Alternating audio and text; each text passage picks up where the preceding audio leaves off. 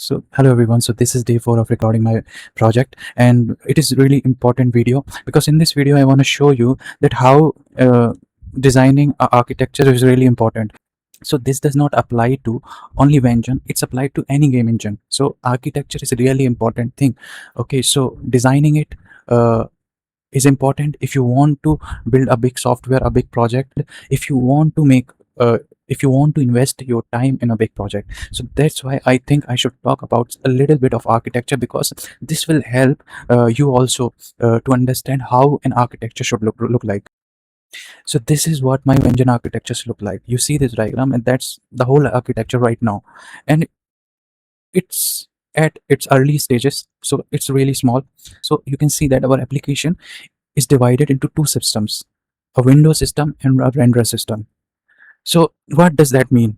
So as I showed you in my last video, our application was doing a lot of work. It was itself creating a window, and there was no renderer to draw object in my last video. But today, now I have divided the responsibilities. So suppose I have a class called application that is responsible for creating a window and draw objects on that window, everything in a one file.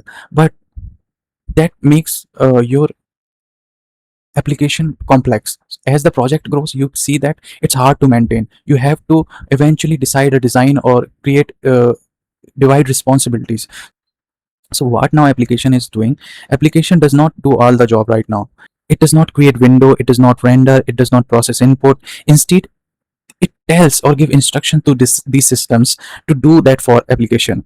So in a way, application is now owning these systems. Like you can say a manager who owns their employee, and they say that I want to do this work right now, I want to do that work right now. So application will decide what instruction it want to give. So application is just coordinating these systems. So application can call window and say window that I have create a window for me. So window system will create a window for the application, and it can say that create draw an object, draw a circle for me. So this is what an architecture is, good architecture does. It divides the responsibility into systems and subsystems. So let me show you the code of application file. So this is what our run method has now become. So in run method, you simply saying ask, giving instruction to window to create a window. So this application class is saying to the window system that create a window for me, set the target FPS to 60, and then it is calling this running method, which decide when to stop the window, when to destroy the window. Okay, so now inside the frame loop, you have to begin frame. Then application ask renderer to begin frame, and it has its own on update. Application owns this logic, but this logic is overwritten by Sandbox, so the user get control over logic. So this is where user can inject its game logic. And render, it asks render to end the frame. So this is what a simple single frame look like. And in the end, it says window. So this running decide when to stop window, and this destroy will destroy the window. So this is now what an application looks like. So now we have three files. This is my application file, this is render file. Right now the code is really small because it's just beginning the frame and ending the frame. And this is what window looks like. So window is creating window, and this is for deciding when the window should close.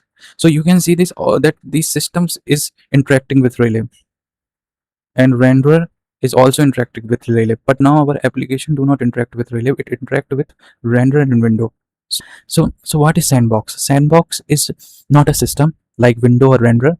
Sandbox is a specialized application. And what do I mean by this is that we have an application class, and Sandbox is a child of application class, but it does contain a method called onUpdate, which can override the application onUpdate method. So this is what I already mentioned, why polymorphism is very important. So this gives the user of the application power to write game logic. So user can write these updates, like to change the state of the player, to change the state of the enemy, create an object onto the window. So these are the responsibility Sandbox does.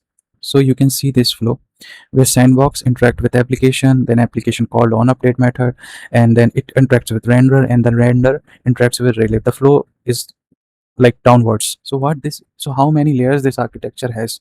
So this architecture has 3 layers basically. A user layer where a game developer will write code or game logic inside Sandbox. And second one is engine layer, where VEngine provides reusable systems like window and renderer, and in future we will write like input and texture. So these are the systems which which we will create in the future. And last one is the backend layer. So Relive is just an implementation layer. So backend layer contains our framework. So you can change. So the power of this architecture is that if you decide to change the backend layer, you can change Relive from some other framework, and then you do not have to change the user layer and engine layer. You just have to change the backend layer. So this is your first layer where user sits, and it is like inside Sandbox where your main function is written, and this interacts with the engine layer. And engine layer, this application sits, this application class which depends on the systems. Okay, so and then third layer is our backend layer. So this engine interacts with Relive. So Sandbox never talks directly to Relive, it talks to the engine. Then engine talks to its system, and then system talks to the Relive. So this is the power of designing a good engine architecture. So why does this matter? At first, this architecture might seem like extra work. Why not just call Relive directly? I know that the answer is flexibility. Imagine that one day I decide to replace Relive with another graphics library such as STL, GLFW, OpenGL, or Vulkan. If every part of my game engine calls Relive directly, I would have to rewrite the code throughout the entire project. But with this architecture, only the system that depend on that Relive need to be changed.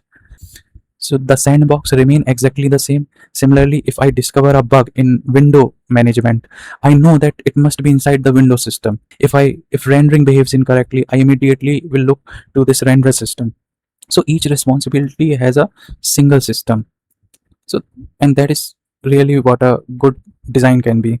So finally, I would like to say that VEngine is still in its early stages, but I believe building a solid architecture first will make every future feature easier to implement. Today there are only few systems like window or renderer, only two system I have right now. But tomorrow they will definitely grow. Like I will have to add audio system to it, physics, maths, motion system, scenes, asset management. So it will eventually grow. So the architecture doesn't make the engine more powerful, it makes the engine easier to grow. And that's why I decided to make this video, so that anybody who want to work know how important it is to design a nice architecture. Thanks for watching, and I will